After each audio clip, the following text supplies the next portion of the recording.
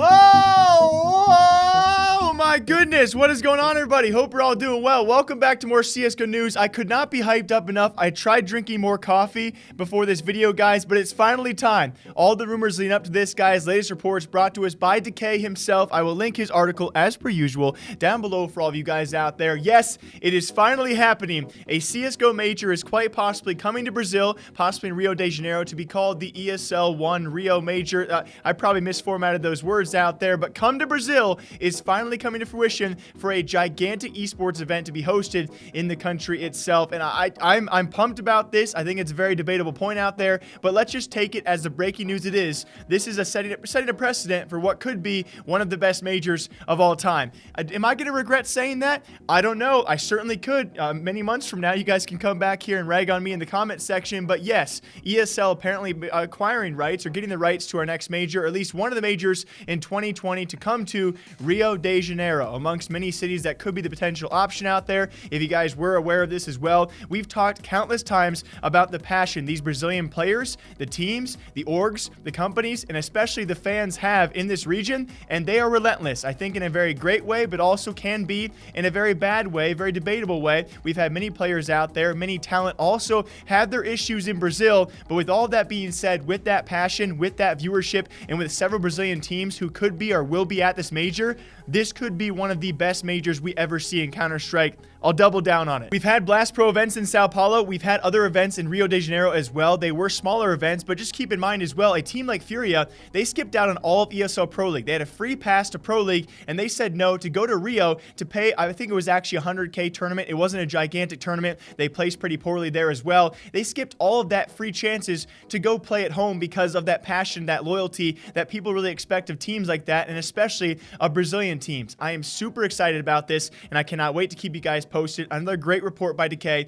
Again, details linked down below for all of you guys. Speaking of details we do not know about, that's HenryG. Words. This guy apparently dropping nukes and some big information coming sometime soon for all of us Counter-Strike fans out there, as well as tournament organizers and talent. It's been long known, guys. These guys like HenryG.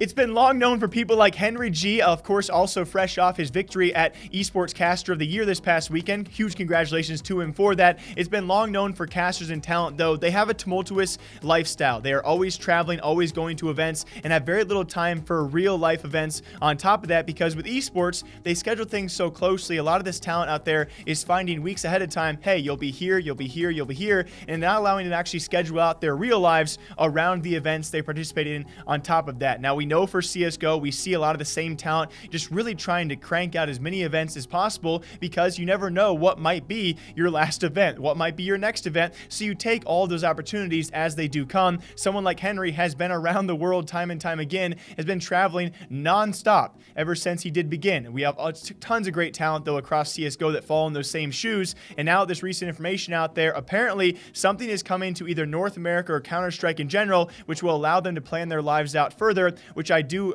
intend is probably going to be some sort of franchise leagues, some sort of scheduled leagues out there for CSGO.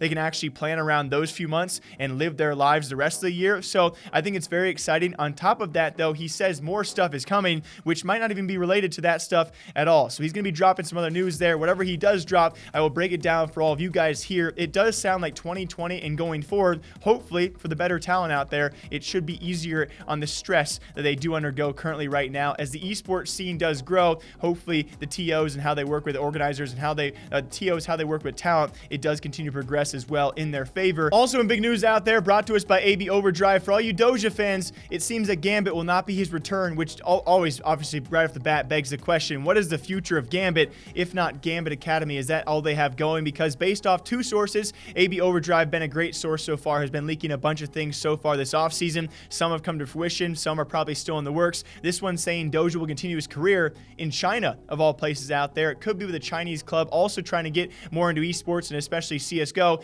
that being 1-3. Further confirmed by Flora. I love this girl. She leaks so much now, is actually really progressing herself in the Chinese scene, knows a lot about the stuff that isn't ever really talked about, this being one of them. Apparently Mo, alongside Dosia, are currently in Shanghai visiting with 1-3, who do have interest in both of them, as well as the CSGO scene. So Dosia, is Gambit really Gambit without Dosia? Is Dosia really Dosia without Gambit? Gambit, we'll find out sometime soon. I think great leaks out there, guys. We'll see if more comes of that and what the future of Gambit will be without their brand, without their face. Now, very lastly as well, we actually have many rumors out there, many Reddit threads mostly harsh towards Vitality. Their struggles do continue ever since the dropping of NBK, which I think a lot of people have found untimely because of his given performance with that roster. Picking up Shocks, of course, for a hefty price. People expect perfection out of a team that was rising and doing very, very well. A consistent top 5 team when they had NBK. Now, probably not so much given their lackluster and inconsistent results out there. ZywOo obviously still a widely regarded carry, as he is one of the best players in the world. And now with that as well, it kind of prompted a reply from Nell speaking on the topic as well, because I think it does need to be clarified. And again, thanks to Nell for speaking on this, as he's much tied to the French scene out there. He wanted to reiterate this was going to happen no matter what. NBK was not going to stay with the lineup, not because he was doing well and the team was doing well. No matter how long that went on for, it was going to implode eventually, and he was going to be leaving, because it's now been reiterated several times by almost the entire team. It seems like they didn't want to play alongside NBK.